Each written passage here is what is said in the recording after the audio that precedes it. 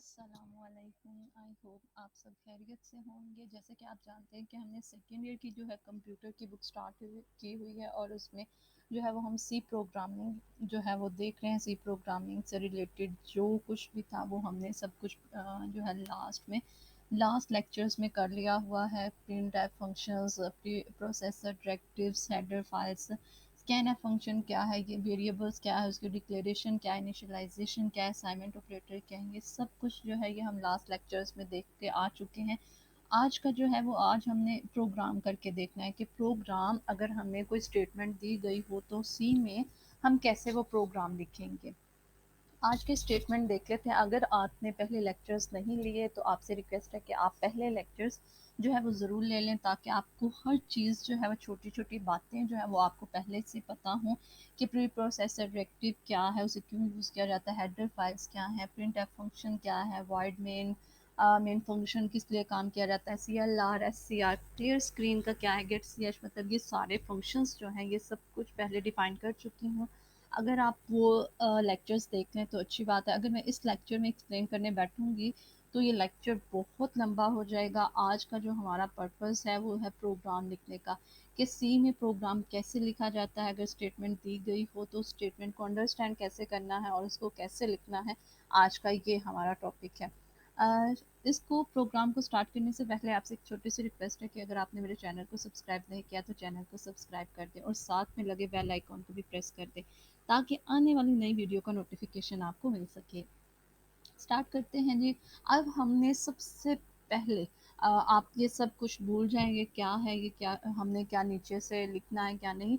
सबसे पहले आपने इस स्टेटमेंट को जो है वो आपने अच्छे से रीड करना है। सबसे पहले स्टेटमेंट रीड करते हैं जी। उन्होंने कहा राइट अ प्रोग्राम, आपने प्रोग्राम लिखना है that inputs base and height from the user. अच्छा जी, अब वो क्या कह रहे हैं कि हमने इनपुट लेनी है। जब भी मैंने आपको बोला कि जब भी आपको आपकी स्टेटमेंट में लिखा हुआ नज़र आए कि आपने यूज़र से इनपुट लेनी है तो सबसे पहले आपके माइंड में क्लिक होना चाहिए कि इसके लिए हमने कौन सा फंक्शन यूज़ करना है। स्कैन एफ का जो है वो फंक्शन यूज़ करना है, ठीक है। उसके बाद देख लें हमने कौन कौन सी इनपुट लेनी है। एक बेस लेनी है और एक हाइट लेनी है, किससे, यूज़र से लेनी है, ठीक है। ये बात भी समझ आ गई कि हमने स्कैन ऐप का फंक्शन यूज़ करते हुए जो है ये दो इनपुट्स लेनी है और फिर उनको कैलकुलेट क्या करना है जी। हमने कैलकुलेट करना है एरिया को, कैलकुलेट करना है किसके, एरिया को, ट्राइंगल के एरिया को जो है, calculate area of a triangle by using this formula, ठीक है। इस फार्मूले को यूज़ करते हुए हमने एरिया जो है ट्रायंगल का फाइंड करना है, ठीक है। ये बात भी हमें समझ आ गई कि हमने जी हमने क्या परफॉर्म करना है इस स्टेटमेंट में, इस प्रोग्राम में, कि हमने एरिया का जो है ट्रायंगल जो है उसका एरिया जो है वो फाइंड करना है और उन्होंने हमें एरिया का फार्मूला भी दे दिया है। हो गई बात कि हमने स्कैनर फंक्शन यूज़ करना है। अब देखते हैं कि इस प्रोग्राम में कितने वेरिएबल्स यूज़ होने वाले हैं। पहले तो उन्होंने इनपुट जितनी उन्होंने मतलब इनपुट बोला हो ना आपको कि आपने ये चीज़ें इनपुट लेनी है, उसका मतलब है कि वो वेरिएबल्स हैं, ठीक है। आपने क्या करना है कि जो आपको उन्होंने बोला हो स्टेटमेंट में कि ये आपने इनपुट्स चीज़ें लेनी हैं तो वो समझ लें कि वो आपके वेरिएबल्स हैं, ठीक है। ये क्या हो गया, वेरिएबल वन बेस और वेरिएबल टू क्या हो गया हमारे पास, हाइट, ठीक है। अब वेरिएबल के नेम चाहे तो आप ये भी रख लें, बेस और हाइट। अगर आप कुछ और वेरिएबल का नेम रखना चाहते हैं जो आपको अंडरस्टूड हो कि अच्छा ये बेस के लिए मैं यूज़ कर रही हूँ, हाइट के लिए यूज़ कर रही हूँ, तो आप वेरिएबल के नेम वो भी रख सकते हैं। लेकिन मैं आपको प्रेफर करूँगी जो आपको स्टेटमेंट में दी हो कि बेस और हाइट या इस तरह की वेरिएबल्स के नेम, ये नेम यूज़ किए हों तो आप मोस्टली वो ही यूज़ कर लें। लेकिन अगर आप अपने से रखना चाहते हैं तो भी जो है वो भी ठीक होगा, ठीक है। अब जी मेरे पास दो वेरिएबल्स आ गए, ये पता चल गया हमने जो है एक वेरिएबल हमारा क्या है, बेस और हाइट आ गया। और जब हमने इन दोनों की कैलकुलेशन करनी है, इनको मल्टीप्लिकेशन इनको इन पर मल्टीप्लिकेशन परफॉर्म करनी है, ये देख लें नीचे, तो जो इनका रिजल्ट आएगा तो वो भी तो किसी एक वेरिएबल में जाके स्टोर होगा। हम जो भी वैल्यूज़ लेते हैं यूज़र से या खुद से कोई वैल्यू लेते हैं तो वो हमेशा हमने कहाँ रखवानी होती है, वेरिएबल के अंदर रखवानी होती है, ठीक है। वेरिएबल में स्टोर करवानी होती है। अब हमने बेस और हाइट तो ले ली, जब इनको मल्टीप्लाई करेंगे तो इसके बाद जो इसका मल्टीप्लिकेशन के बाद इसका जो आंसर आएगा वो भी तो कहीं रखवाना है ना, वो भी हमने किस में रखवाना होता है, वेरिएबल में। और हमने जी उसका नाम रख लिया एरिया, मतलब इन दोनों को मल्टीप्लाई करने के बाद जो आंसर आएगा वो हमारा जाहिर सी बात है वो क्या होगा, ट्राइंगल का एरिया होगा। तो मैंने थर्ड वेरिएबल का क्या नेम रख लिया, एरिया। ठीक है, मेरा थर्ड वेरिएबल क्या आ गया, एरिया। ठीक है, आपको जो भी स्टेटमेंट दी गई हो, आपने एक तो वेरिएबल्स तो आपके वो होंगे जो आपको इनपुट लेने के लिए कहा गया होगा, और उन इनपुट्स पे आपने जो ऑपरेशन परफॉर्म करना है, कोई मल्टीप्लिकेशन का, कोई डिवीजन का, कोई अरिथमेटिक ऑपरेशन अगर आप कोई परफॉर्म करते हैं, तो जाहिर सी बात है कोई कोई ना कोई तो ऑपरेशन परफॉर्म करने के बाद, अरिथमेटिक ऑपरेशन परफॉर्म करने के बाद कोई रिजल्ट आएगा, उसको तो हमने कहीं ना कहीं स्टोर करवाना होता है। उसके लिए भी आपने एक वेरिएबल मस्ट डिक्लेयर करवाना होता है। ठीक है, अब हमें पता चल गया जी, हमने जो है हमारे पास तीन वेरिएबल आ गए, बेस, हाइट और एरिया। अब ये कैसे पता चलेगा जी, हमारी इनकी डाटा टाइप, जाहिर सी बात है हमने डिक्लेयर भी तो करवाना है कि इसकी बेस की डाटा टाइप क्या होगी, हाइट की डाटा टाइप क्या होगी, और हमारे पास जो एरिया की डाटा टाइप क्या होगी, बेस और हाइट। हाइट जो है वो हमारी हमें जो है हमारी हाइट जो है वो देखें पॉइंट्स में आ सकती है ना। जैसे 10 की अगर कोई हाइट हम किसी चीज़ की लेते हैं, तो क्या है जी, उसकी ज़रूरी तो नहीं कि हार्ट एक प्रॉपर नंबर हो, वो कोई पॉइंट्स में भी आ सकता है। इसी तरह तो इसका मतलब है कि फ्लोट, जो हमारी हाइट की डाटा टाइप होगी वो क्या होगी, फ्लोट होगी। ठीक है, इसी तरह बेस जो है वो भी हमें कोई जो है हमारी बेस जो है ज़रूरी तो नहीं कि वो एक प्रॉपर नंबर पर आए, हमारी बेस जो है वो पॉइंट्स वाले नंबर भी आ सकते हैं, उसमें भी आ सकती है। ठीक है, इसलिए हम जो है ज़्यादा प्रेफर करते हैं कि फ्लोट ही लें डाटा टाइप, ताकि अगर कोई यूज़र पॉइंट्स में एंटर करता है तो वो भी जो है नंबर्स को लिया जा सके। ये ना हो कि हम इनकी टाइप जो है वो डाटा टाइप इंटीजर रखवा दें, और जो है यूज़र उसने पॉइंट में कोई नंबर एंटर कर दिया है तो हमारा रिजल्ट जो है वो रॉन्ग आएगा, क्योंकि पॉइंट के बाद वाली जो जितनी भी वैल्यूज़ हैं उनको तो वो कैलकुलेट करेगा ही नहीं। अच्छा जी, उसके बाद इन दोनों को जब हमने, ये देखें नीचे आपका फार्मूला दिया हुआ है, जब इन दोनों को हम मल्टीप्लाई करेंगे तो ये भी फ्लोट में है, ये भी फ्लोट में है, तो हमारा आंसर जो है वो लॉन्ग आने के चांसेस हैं, मतलब लंबा आंसर आने के चांसेस हैं। तो हमने क्या किया कि हमने एरिया की एरिया को जो है इसकी डाटा टाइप, एरिया की डाटा टाइप क्या रखवा देते हैं, डबल रखवा देते हैं। ठीक है, एरिया की डबल डाटा टाइप इसलिए रखवाई कि इशारिये के बाद यानी डेसिमल पॉइंट के बाद जितनी भी वैल्यूज़ आए आए वो हमें रिजल्ट में मस्ट मिलें। ठीक है, अब नीचे आ जाते हैं जी, हमने सबसे पहले आपने प्रोग्राम इससे जो लास्ट वाला लेक्चर उसमें मैंने फुल डिटेल में जो है आपको बताया था हर चीज़ के बारे में, प्रिंट एफ स्कैन एफ के फंक्शन के बारे में। आपने इधर थोड़ा सा, मतलब अब आपको पता है कि प्रिंट एफ का फंक्शन क्यों यूज़ किया जाता है, स्कैन एफ का फंक्शन। अगर मैं यहाँ पे दोबारा से उन्हीं चीज़ों को एक्सप्लेन करने बैठ गई तो हमारा लेक्चर बहुत लंबा हो जाएगा। अब आपने जो है पहले से लेक्चर लिए होंगे तो बहुत अच्छे से आपको समझ आ जाएगी। हमें पता है कि जी हमारा जो है सी का स्ट्रक्चर क्या है जी, सबसे पहले हमने क्या लिखना होता है, प्री प्रोसेसर डायरेक्टिव्स लिखने होते हैं, उनमें हमने इंक्लूड करवानी होती है हेडर फाइल्स को इंक्लूड करवा दिया। ठीक है, उसके बाद हमने वाइड में मेन फंक्शन जो है वो स्टार्ट करना होता है, ब्रैकेट्स के अंदर जो है वो हमारी चीज़ें अब स्टार्ट होंगी। सबसे पहले मैंने आपको बोला था यहाँ पर आप CLR क्लियर स्क्रीन भी लिख सकते हैं, या आपकी मर्ज़ी है कि आप जो है वेरिएबल को डिक्लेयर करने के बाद लिख लें या फर्स्ट में लिख लें, इससे कोई भी आपको फ़र्क नहीं पड़ेगा। अगर आप फर्स्ट में लिख लेते हैं तो बेस्ट है। क्लियर स्क्रीन आप यहाँ पे भी लिख सकते हैं, आप जो है प्रोग्राम की बॉडी के मतलब कहीं पे भी स्टेटमेंट ये लिख सकते हैं। अब क्या है जी हमारे पास, अब हमने देखे तीन, हमारे पास तीन वेरिएबल्स थे, दो तो थे फ्लोट टाइप के। अब मैंने क्या किया, फ्लोट लिखा, डाटा टाइप फ्लोट लिखी, और बेस वेरिएबल 1 और वेरिएबल 2, ये वेरिएबल का नेम है। हाइट और बेस जो है ये क्या हमने रखवा दिए, वेरिएबल के नेम रखवा दिए, और इनकी डाटा टाइप क्या है, फ्लोट है।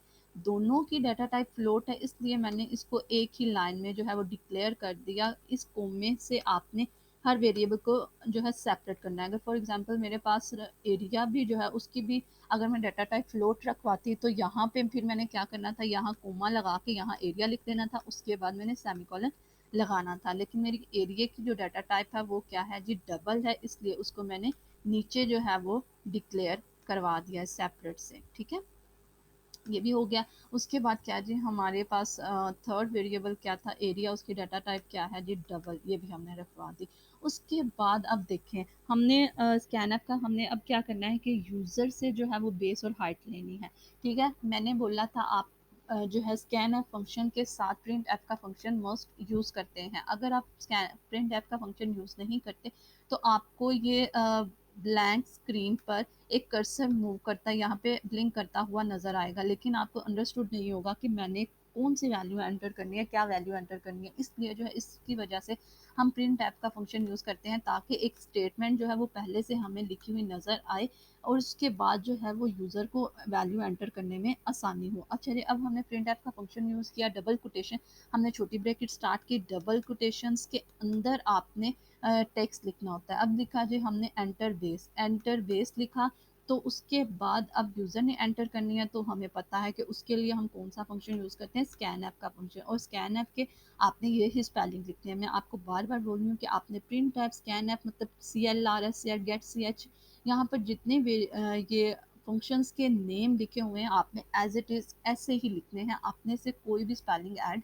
नहीं करना। उसके बाद स्कैन ऐप लिखा, उसको हमने जी ब्रैकेट स्टार्ट की। अब हमने कौन सी वैल्यू लेनी है जी, बेस की वैल्यू लेनी है, हमें पता है यहाँ हमने बेस लिखना होता है। और यहाँ पे एम्परसेंट साइन, ये क्या होता है, एड्रेस ऑपरेटर होता है, जो कि हमें मेमोरी में बताता है कि आपका ये वेरिएबल, बेस का जो वेरिएबल है मेमोरी में किस एड्रेस पर सेव हुआ है। ठीक है, ये हो गया एम्परसेंट साइन बेस। और मैंने आपको बताया था कि डबल कोटेशंस के अंदर स्कैन ऐप में यहाँ पर हमने क्या लिखना होता है, फॉर्मेट स्पेसिफायर। फॉर्मेट स्पेसिफायर जी, अब देखें बेस की डाटा टाइप क्या है, हमारे पास बेस की डाटा टाइप है फ्लोट, और हमें पता है फ्लोट का फॉर्मेट स्पेसिफायर क्या होता है जी, परसेंटेज एफ। परसेंटेज एफ इसलिए लिखा ताकि कंपाइलर को पता चल सके कि जो भी वैल्यू एंटर होने वाली है उसका फॉर्मेट क्या है, उसका टाइप क्या है, वो उसका फॉर्मेट टेक्स्ट स्टार फॉर्म में है, उसका फॉर्मेट इंटीजर फॉर्म में है, या कोई स्ट्रिंग है, या कोई फ्लोट फॉर्म में है। तो ये फॉर्मेट स्पेसिफायर जो है वो बताता है। यहाँ पर फॉर्मेट स्पेसिफायर आपने वो लिखना होता है जिस वेरिएबल की वैल्यू आपने एंटर करवानी है। और मैंने आपको हज़ार दफ़ा मतलब बताया है कि यहाँ पर वो वेरिएबल का नेम लिखना है जो वेरिएबल की वैल्यू आपने एंटर करवानी है। ठीक है, यहाँ पर मैंने बेस की वैल्यू एंटर करवानी है, तो मैंने यहाँ पर वेरिएबल किसका लिखा, बेस, एम्परसेंट साइन मस्ट लिखना है, और ये आपने कोमा सेंटर में मस्त लगाना है। उसके बाद जी आ गया एंटर बेस, आपका ये प्रिंट ऐप फंक्शन की वजह से आया, और यूज़र ने क्या आपको बेस एंटर करवा दी 10.5। उसके बाद देखें जी थर्ड जो हमारी लाइन है, ये क्या कह रही है, प्रिंट ऐप फंक्शन हमने यूज़ करवाया, और उसके बाद क्या जी एंटर हाइड करवाया हमने प्रिंट ऐप फंक्शन।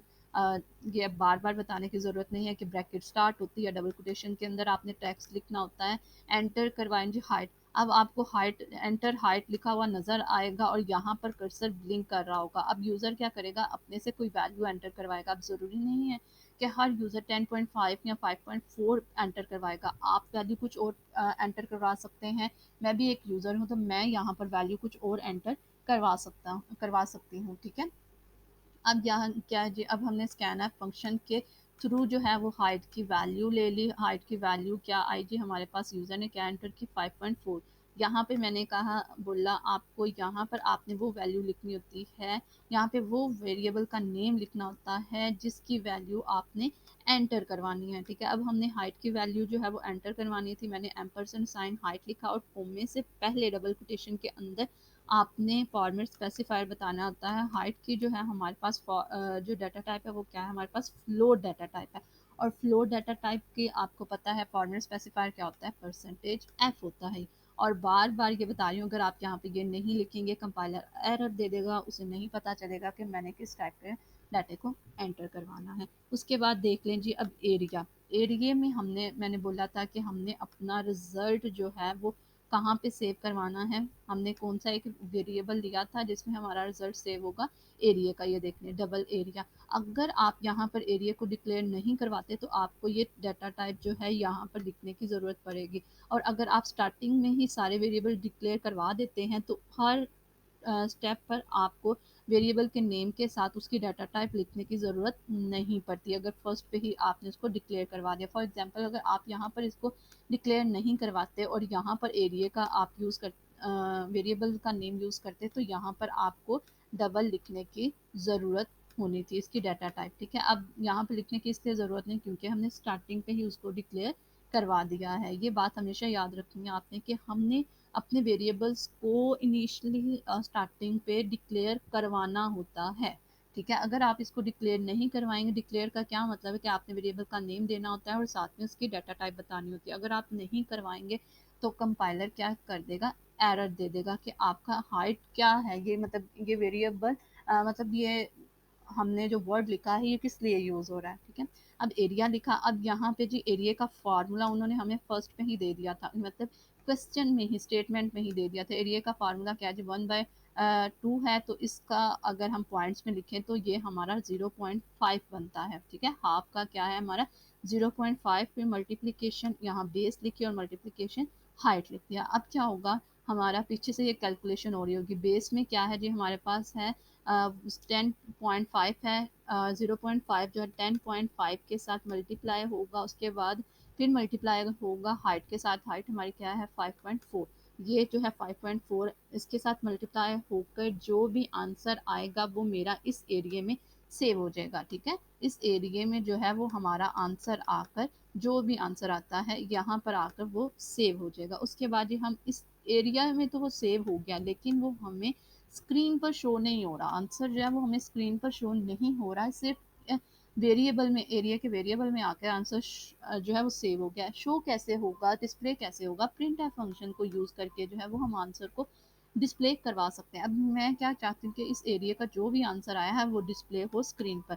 अब देखें, वही प्रिंट एफ का फंक्शन यूज़ किया और उसके बाद मैंने जो है ये डबल कोटेशन स्टार्ट की, उसके अंदर लिखा area is equal to, area is equal to जो है ये मुझे एज इट इज़ आपको स्क्रीन पर शो होगा। उसके बाद हमने अपना फॉर्मेट स्पेसिफायर लिखना होता है। ठीक है। अब ये देखें, यहाँ पर वो वेरिएबल का नेम लिखना होता है जो वेरिएबल की वैल्यू आपने स्क्रीन पर प्रिंट करवानी है। अब मैंने एरिया की प्रिंट करवानी थी, यहाँ पर मैंने क्या लिखा, एरिया, और कोमे के बाद जो है वो आपने एरिया लिखना होता है। और ये क्या है हमारे पास, फॉर्मेट स्पेसिफायर। ठीक है।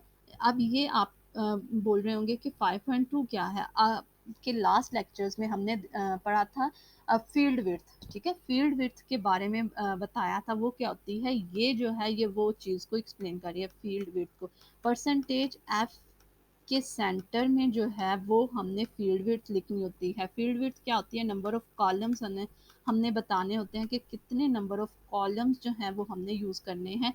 और ये कौन सी फील्ड विड्थ है जी, ये फ्लोटिंग पॉइंट को जो है ये फ्लोटिंग पॉइंट की फील्ड विड्थ है, कि फ्लोटिंग पॉइंट को अगर हमने डिस्प्ले करवाना है तो उसकी फील्ड विड्थ इस तरह जो है वो डिफाइन की जाती है। अब 5 का क्या मतलब है कि हमारे पास 5 नंबर ऑफ कॉलम्स होंगे। ठीक है।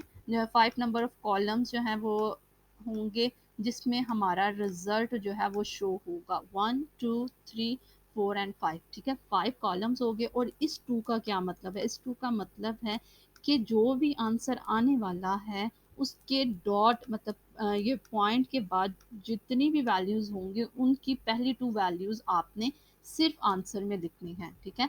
फॉर एग्जांपल अगर हमारा आंसर ये आता है 28.33546 कुछ इस तरह से हमारा आंसर आता है, तो जी ये क्या शो कर रहा है, .2 क्या शो कर रहा है कि आपने क्या करना है कि डेसिमल पॉइंट के बाद सिर्फ आपने फर्स्ट 2 वैल्यूज़ को लेना है।